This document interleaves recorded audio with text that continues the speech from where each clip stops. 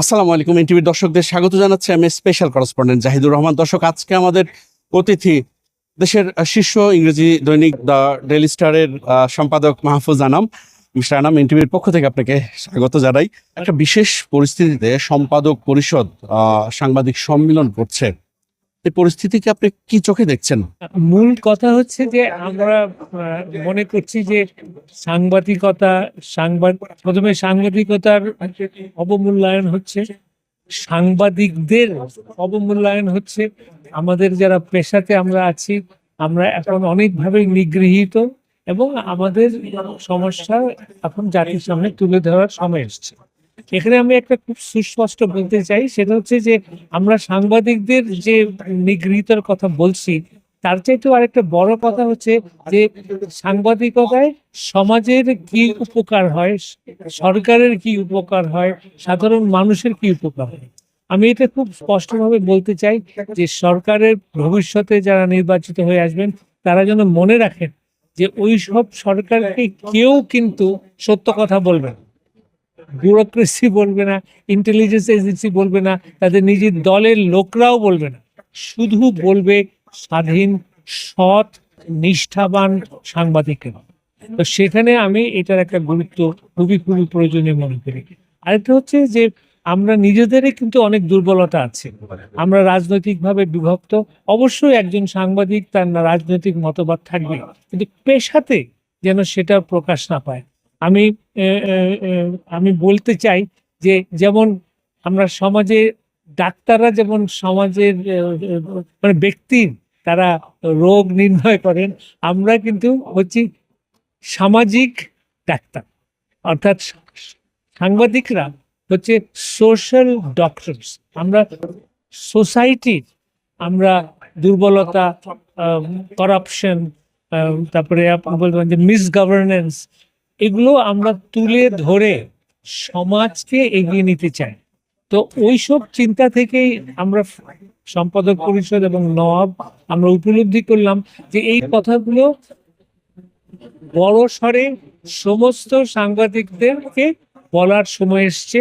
তাই আমরা ঢাকা বেসড সংবাদপত্র, টেলিভিশন, অনলাইন এবং ঢাকার বাইরে তাদের যতদূর সম্ভব আমরা ডেকে এই কথাগুলো উত্থাপন করলাম।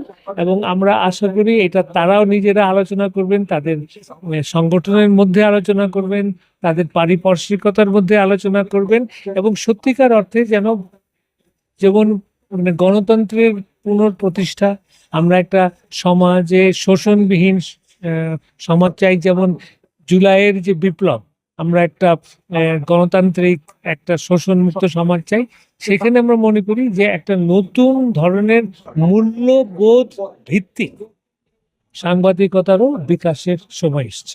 অন্তর্বর্তীকালীন সরকার যখন দায়িত্ব নিল, তখন তো বললো যে আপনারা মন খুলে সমালোচনা করুন। আপনি কি পেরেছেন সেটুকু করতে? আমি মনে করি এই বিষয়টা থাকবে, আমরা অন্যভাবে করি।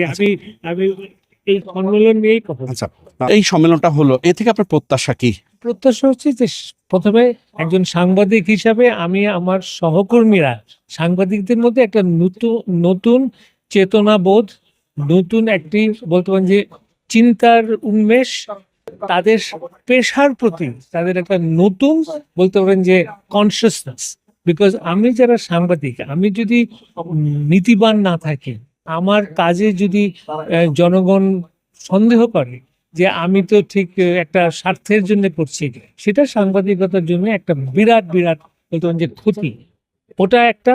আরেকটা হচ্ছে যে আমরা এর মাধ্যমে বলতে চাই যে স্বাধীন সাংবাদিকতা শুধু সাংবাদিকদের জন্য না, এটা সমাজের জন্য, এটা সরকারের জন্য, এটা ব্যবসায়ীদের জন্য। আর আমাকে যদি আগামী ভবিষ্যতের সঙ্গে তাল মিলিয়ে চলতে হয়, আমাকে তো উন্নত হতে হবে। আমার বাংলাদেশকে আমি যতই ভালোবাসি, আমার দেশপ্রেম যতই আন্তরিক হোক, বাংলাদেশ নিডস টু ডেভেলপ। আমাদের তো অগ্রগতি অর্জন করতে হবে। যেটা আমি বারবার বলি যে আমাদের শিক্ষার মান, আমাদের সচেতনতার মান, আমাদের বৈজ্ঞানিক দৃষ্টিভঙ্গি, if we have to compete in the world of artificial intelligence, আমি যদি এই আর্টিফিশিয়াল ইন্টেলিজেন্সের জগতে যদি আমি প্রতিযোগী হতে চাই, তাহলে আমাকে জ্ঞান ভিত্তিক সমাজ তৈরি করতে হবে, আমাদের শিক্ষার মান বাড়াতে হবে, আমাদের দক্ষতার মান বাড়াতে হবে। আমরা দেশকে ভালোবাসি, কিন্তু ভালোবাসার রূপটা হবে দেশের অগ্রগতি অর্জন। কিন্তু এই যে বিভাজনের কথা বলা হচ্ছিল, যে বিভাজন থেকে ঐক্যবদ্ধ হতে হবে সাংবাদিকদের, গণমাধ্যম কর্মীদের, কিন্তু এখনো তো সেই বিভাজন রেখা রয়েই যাচ্ছে। সে থেকে উত্তরণের পথ কি হতে পারে? শোনেন, সাংবাদিকদের বিভাজনেরও তো একটা ইতিহাস আছে। আমি এটার সমাধান খুবই যে শীঘ্রই হয়ে যাবে না। আমি আগে সচেতন হই যে হ্যাঁ, আমার রাজনৈতিক বক্তব্যটা থাকবে আমার পেশার বাইরে, পেশাতে যেন আমি রাজনৈতিকভাবে প্রভাবিত না হই। এটা সচেতনতা আসবে।